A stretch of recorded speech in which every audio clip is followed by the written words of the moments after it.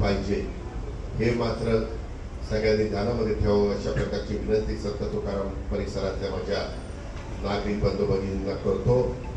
काम मोठं आहे, परंतु करण्याची निश्चितपणे धाडस आणि करण्याची क्षमता ही आम्हा लोकांच्या मध्ये आहे, एवढी मात्र तुम्ही खात्री बाळगा।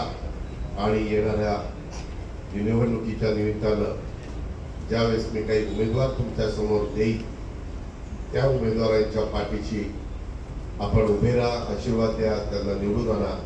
मग पुढची व्यवस्थित बाकीची जबाबदारी केंद्राचा निधी, राज्याचा निधी, वेगवेगळ्या आर्थिक संस्थांचा निधी आणि वेगवेगळ्या योजनांच्या मध्ये त्याच्यात माझ्या पिंपरी चिंचवड शहराचा कसा अधिकचा फायदा होईल याबद्दलचा प्रयत्न मी एक परिवारातील घटक या नात्याने करत राहील। याबद्दल पण मी तुम्हाला सगळ्यांना विश्वास देऊ इच्छितो। आज रविवारचा दिवस असताना पण आपण अनेक जण इथं उपस्थित राहिल्या, लाडक्या बहिणी उपस्थित राहिल्या, अनेक जण उपस्थित राहिले, त्याबद्दल मी सर्व संत तुकाराम नगरमधल्या प्रतिष्ठित नागरिक बंधू भगिनींचं, तरुण तरुणींचं आभार मानतो, त्यांना धन्यवाद देतो। या ठिकाणी थांबतो। जय हिंद, जय महाराष्ट्र।